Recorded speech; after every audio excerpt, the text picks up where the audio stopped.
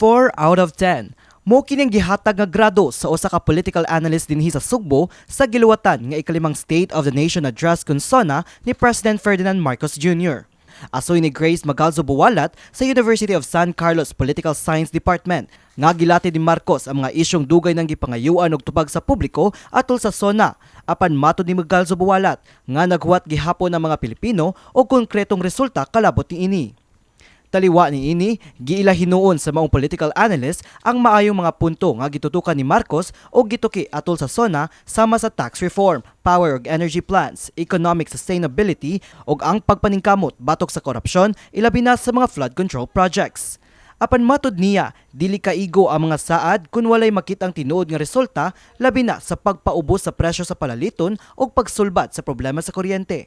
Mga Pilipino manggod ganahan sila ma-feel unsa din ang middle income nga country kay mao man ato ang bag-o nga classification. So problema sa kada SONA is dili ma-feel sa mga tao ang mga accomplishments nga i-relay sa president o makaingon kahala na adi ay na wala lagi ko nakasinati ana, and that is always the problem, no?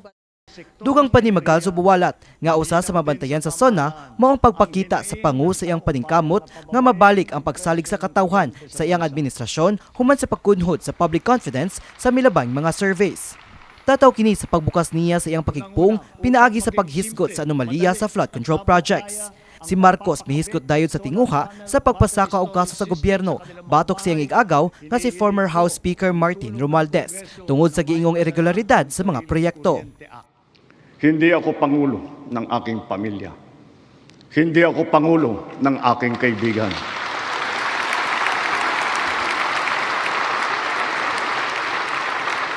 Ako ay pangulo ng Pilipinas at ang tungkulin ko ay sa inyo, ang aking mga kapwa Pilipino. Apan matud ni Magalzo Buwalat, dili lang investigasyon ang gipangita sa mga tao, kundi ang pagkonbikto sa mga mapamatud-ang sad-an. Hasta ako ang paryente, ako ang i-appeal ani nga kaso, no? So kana murag I think political redemption gito in a way sa iyahang part. But ang pangutana na-redeem ba? Atol sa pagpahigayon sa SONA, nabanayan sab ang pag-absent sa pipila ka mga senador. Gawas sa mga di makatambong nga silang Bato de la Rosa, Jinggoy Estrada o Rodante Marcoleta. Nakip sa wala mitambong sila Senator Alan Peter Cayetano, Pia Cayetano, Amy Marcos, Robin Padilla, Loren Ligarda, Bam Aquino, Ping Lacson o Tito Soto. Matod sa political analyst, mahinungdanon nga motambong ang mga magbabalaod tungod kay silang importante nga audience sa presidente, tungod sila sab ang mupanday sa mga balaod alang sa katumanan sa mga programa ubos sa administrasyon.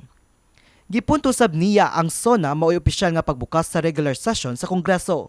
Laing mahinungdanon nga nalakip sa mga gipahibaw nga plano sa presidente, maong pagpatukod sa Virology and Vaccine Institute sa nasod. Gihangop kini ni Department of Health Region 7 Regional National Immunization Program Medical Coordinator Dr. Faith Coraraton apan naghinaot siya nga kung kini mahitabo, mapaspas ang pagtukod sa maong pasilidad.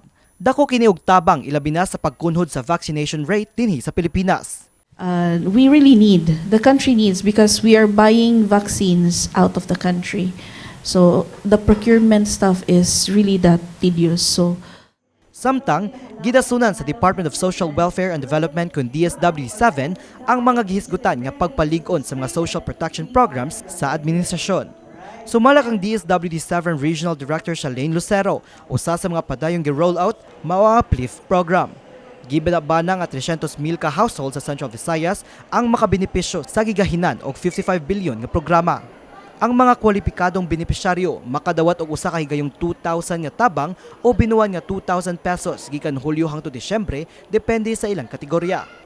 Giingon sa ahensya nga ang Community-Based Monitoring System kon CBMS mao'y gamiton sa pag-ila sa mga poor ug near poor nga mga panimalay nga makadawat sa maong tabang.